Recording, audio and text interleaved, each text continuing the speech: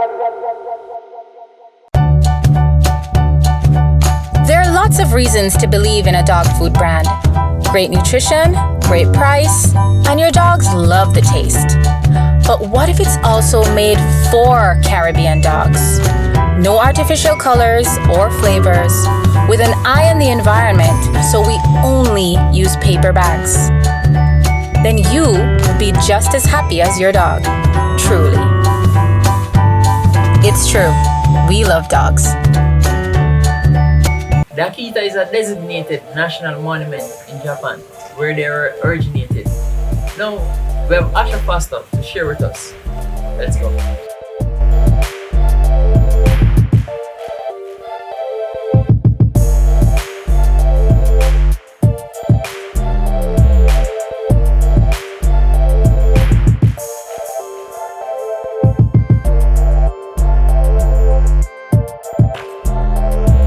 Welcome, Asha, to our 10th episode of Purebred Dogs JA. Now, what would have inspired you to become a breeder? Honestly speaking, I've been breeding dogs from, I would say, back in 2003, and I actually started with Rottweilers, but my dad is a veterinary surgeon. Oh. Stepdad, Dr. Paul Turner. Okay. Yeah, so we usually make frequent visits to one of his clients in Blue Mountain. That's the first time I saw the Akita. So every time he usually makes that trip, I usually just go along and just to see the dogs. And one random day, he actually offered to give me a puppy. So this guy now, he's not a person that was really in the kennel club or into like breeding. He just did it for the love of the dogs. Yeah. So he doesn't sell them, but if he sees that he can take care of them, he actually will just hand one over to you. So I actually got a white Japanese Akita from him, which is the male that is up there. So you're going to eventually get into that. After getting that dog and kind of going through like the years and seeing the personality and everything, I actually fell in love with that dog more than any other dog. Okay. So it took me about 2-3 years later to source a female, and that's where it all started. So how long from that date till now? From that date to now, it's years? been about 10 years. 10 years? 10 years. Oh. You know, for someone who looks relatively young. I've been in it from young age. Yeah. Just because my dad, Dr. Turner, has been around from that time, so I've been into the dog business from that tender age. So it was really say a hobby, just a love for it. Yeah. And then it developed into what it is today.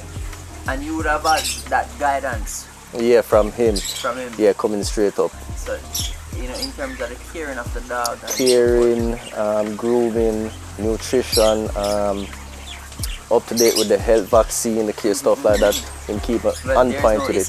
There's definitely no issue with it, but keep it all up to date. Yes. Alright, so in terms of their history, right? What can you share with us?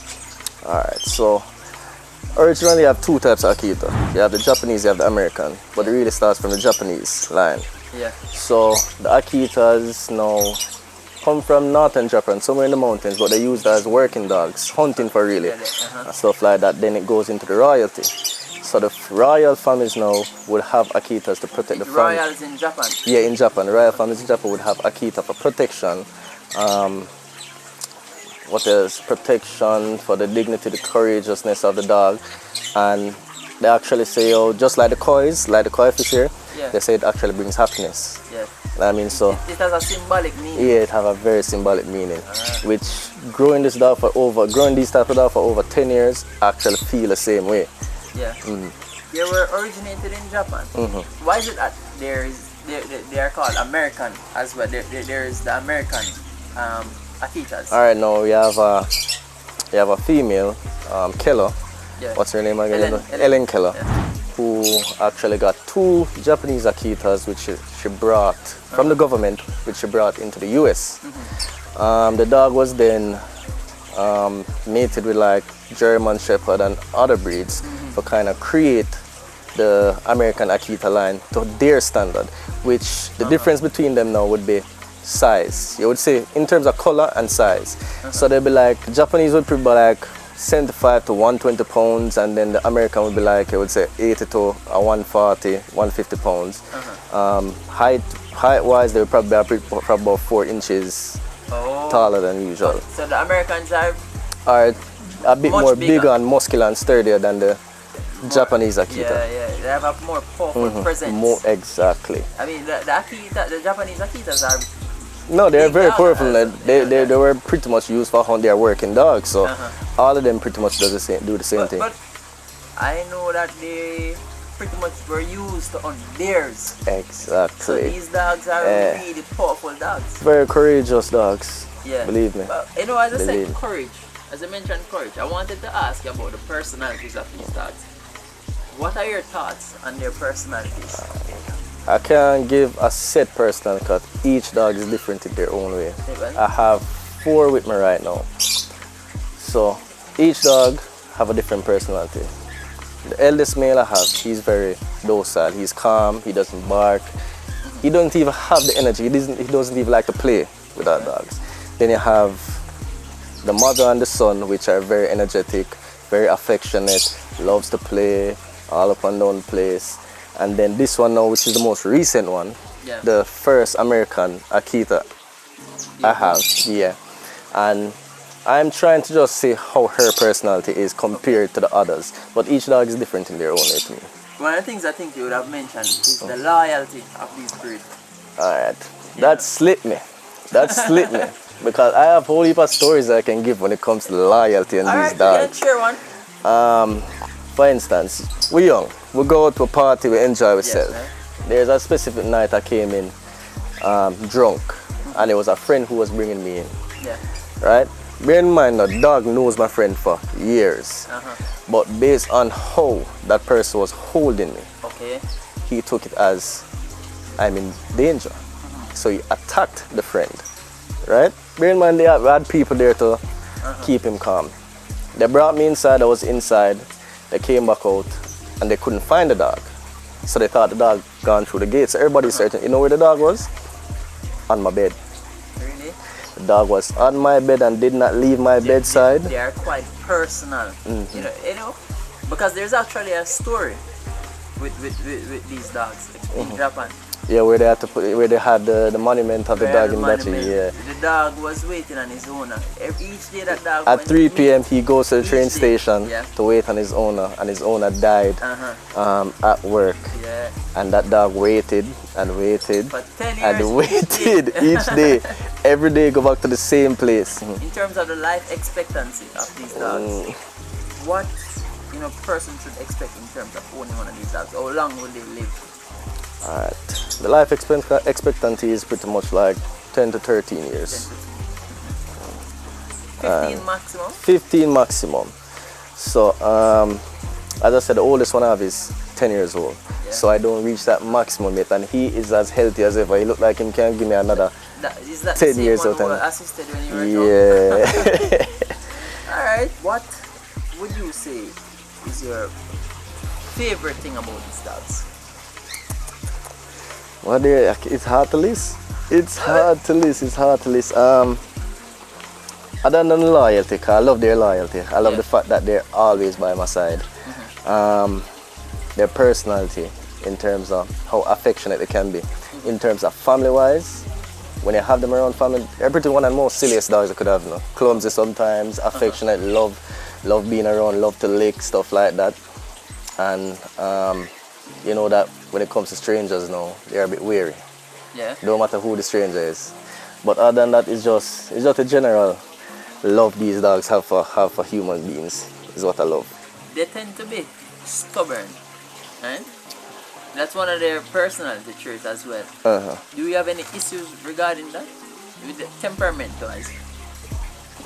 When they're puppies, that's when I really have the most stubborn side of them. But I try to break that out from an early stage. Meaning you kind of have to be stern with these dogs to show them that you're the alpha and they're not the alpha. Alright, so in terms of how I feed them, like the times I feed them, how they have to wait before they eat and stuff like that. Certain obedience training like sit, stay, leave it. those are the stuff I kind of implement from an early stage. You just do to that get yourself? Yeah, Or it's just practice. I started out by myself, and when I get to a stage where I realize I can't pass that stage anymore, then I bring in somebody to help me get to the next level. Okay. So you would have done research. Yeah. So in terms of that, I do the research. Sometimes my dad actually gave me a book, and it was really about Rottweilers and training Rottweilers. And it's the same technique from that book I've used for every dog, comes all the way up. Okay. Yeah. In terms of their nutrition, I know you have that guidance boy with Dr. Turner. So that's not really an issue. No. But in terms of nutrition for them, how you go about that? Nutrition-wise, we'll start from puppies come up. The puppies now, well, I'm a working man, I'm an entrepreneur, so Yeah. I can feed them twice a day. If I have time, they'll get feed 3 times a day. Yes. So I give them a balanced diet, kibbles and wet food. Could be canned food, high protein preferably. And going into the older dogs now, depending on their size and weight, I feed them according to that. Yeah. So I don't want them too obese, I don't want them too small. I want them the balanced size in terms of for them working weight, and they can easily go around and have fun and stuff like that.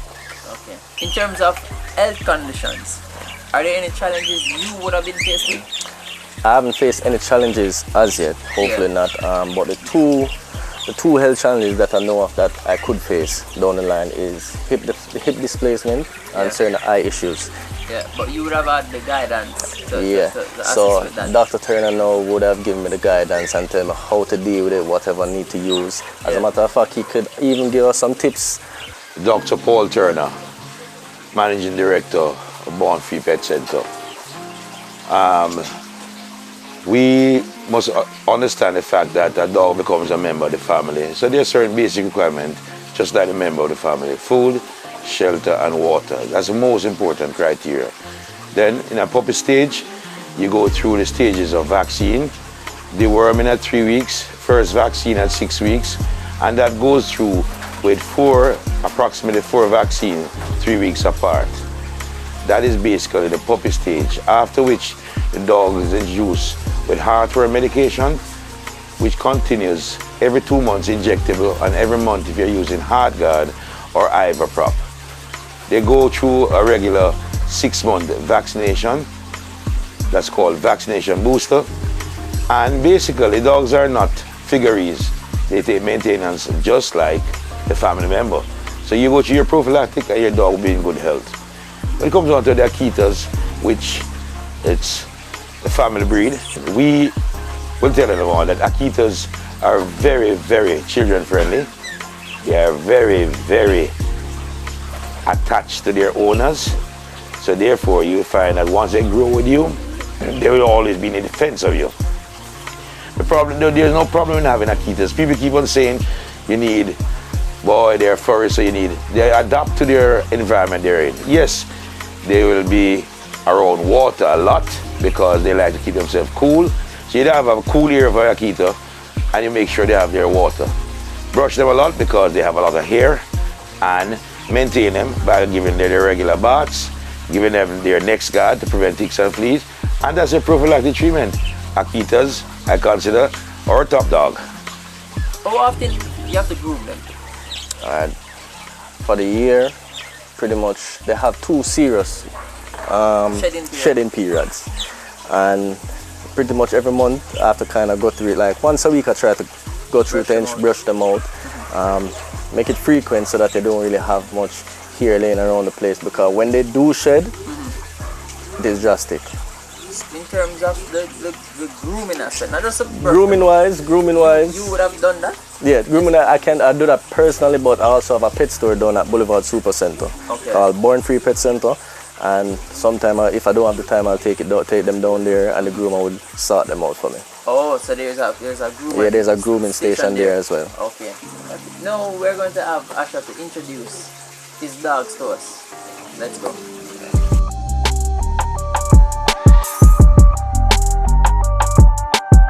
Alright, so this is Luna. She's an American Akita, 7 months old. She's registered. And the difference with the American Akita and the Japanese Akita, which I both have, is that American Akita usually has a black mask as you see right here. The color wise now, the color is not limited in terms of any specific color. They will come out in various patterns, various colors, straight throughout, just like you see the black, the brown, the white. Alright, so this here is a Japanese Akita. His name is Jackson. He's 10 years old. He's the foundation of everything right here. I'm not really going into favoritism, but if favoritism is this is my favorite dog right here. With him now, what I'm going to say is the difference between him and the American Akita is that Japanese Akita realize that there's no mask. They don't usually come with masks, and they come in specific colors which are limited. So pure white is one, you have red fawn, you have brindle, and so on. So with these dogs now, the size is even different. The fact that the American I have is a puppy, you won't really get the full size of it. But these dogs are usually about 75 to 120 pounds, and the height wise is from down up to shoulder is probably about 23 inches. Alright? But this boy right here is my pride and joy, and he will forever be the pride and joy. This right here is Jax. He's the son of Jackson. This is our upcoming champion. He's about 1 year, 9 months. Solid dog, solid piece of dog. One thing I need to inform you all about when it comes to these dogs and other dog breeds. When I just got these dogs, I used to have other dog breeds like Shih Tzu Poodle, Rottweiler. They really don't get along with any other dog breed but themselves, and even their own kind seems to be a problem as well, because he cannot get along with his father, the female can't get along with the puppy. So right now the whole family just divided. Sit down, sit down. Good boy. Alright, last but not least we have Aria, which is her eldest female. She's about 7 years old. Actually, she's in her 9th week. She's pregnant. She's in pup, and she's expecting this week. I think this will be her last litter. I don't intend to put her out after this, so she can just live a regular life as a pet from now on, from this litter drop. But she's a very good female. She's very loving and affectionate. I think most people would say overly loving and affectionate, but she's a good dog overall. She does everything as she's told. Right, Ari?